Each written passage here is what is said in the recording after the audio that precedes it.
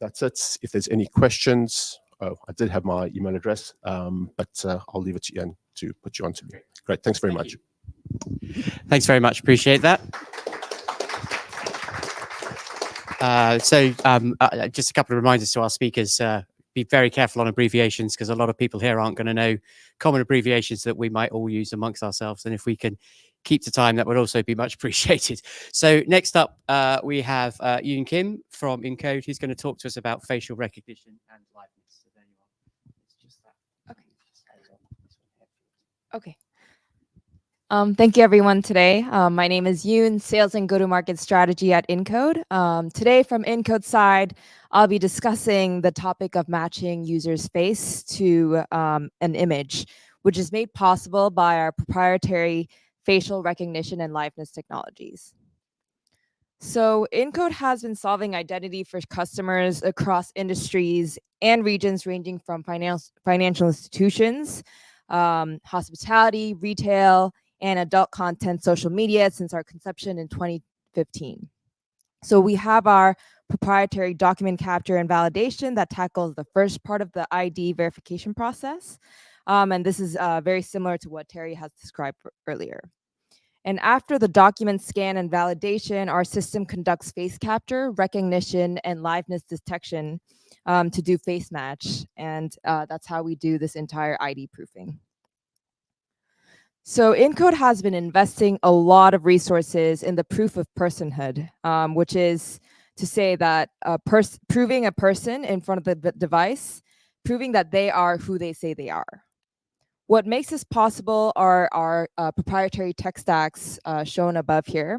We have our one-to-one and one-to-N facial recognition that has proven success in production for almost a decade now. One-to-one compares the faces of two images that we know of, while one-to-N compares a face against the vector database of many faces to find a potential match. Our liveness detection here, in the second part of the slide, determines whether the subject is a real person in front of the camera and not a replayed image or video that you can oftentimes see in deepfakes these days. And in today's world, fraudsters can create deepfake videos and images that are honestly impossible for human eyes to detect. And even for legacy systems in facial recognition and liveness, they have a really hard time detecting that they're deepfakes. But our newly released liveness tackles these challenges by analyzing depth across multiple frames in real time instead of relying on movement-based liveness check or a single snapshot. So we have improved liveness detection by 7 times compared to previously, and we've been really trying hard to tackle the deepfakes. And as you can see over there, we have document validation that Terry also described earlier. We have facial age estimation, which Yoti will go over a little bit later, but it helps estimate the age of a subject by a face scan, and this adds to the signals of the facial recognition that we perform. So now let me dive into real-life scenarios in age assurance. So if I'm a child trying to access adult content or access social media, I could be using my mom's ID, for example, to get through document scan. And when I'm prompted to take a selfie, I might take a picture of myself. And this can be easily detected by our system because the facial recognition module will find out that the image from the ID is different from my selfie. There's a second scenario.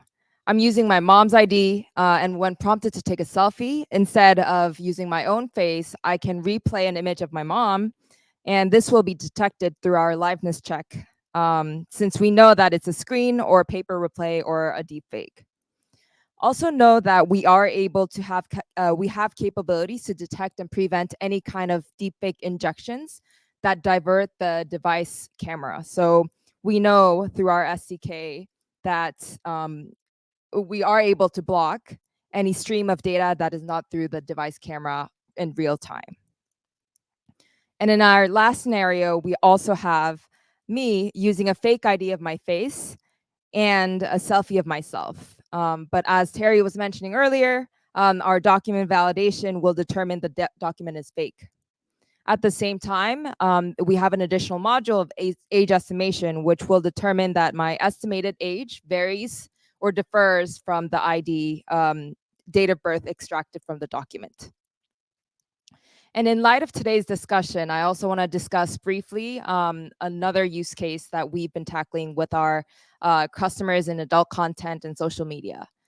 There are a lot of proliferated images and videos of content that are not consented by the individuals that are in the content. And Incode has been working with our customers to combat these deepfakes and generated images in order to make sure that people who are in the videos or images that are circulating online on content or streamed content are who they say they are, and they know that they are in that content. So Incode has been working with our customers to enhance online safety in this manner. So we use our comprehensive technology to check to match the face to the user and ensure that the user is who they say they are. So we think the facial biometrics is a crucial link that ties digital identity directly to a real world identity. And these require a lot of engineering efforts, and we have been giving constant effort to innovate. So I just want to wrap up by saying Incode is really at the forefront of innovating in biometrics, and we believe that biometrics is a central tenet for digital identity. Very, very excited to be in this conversation today. Thank you for having us, and looking forward to connecting with everyone today.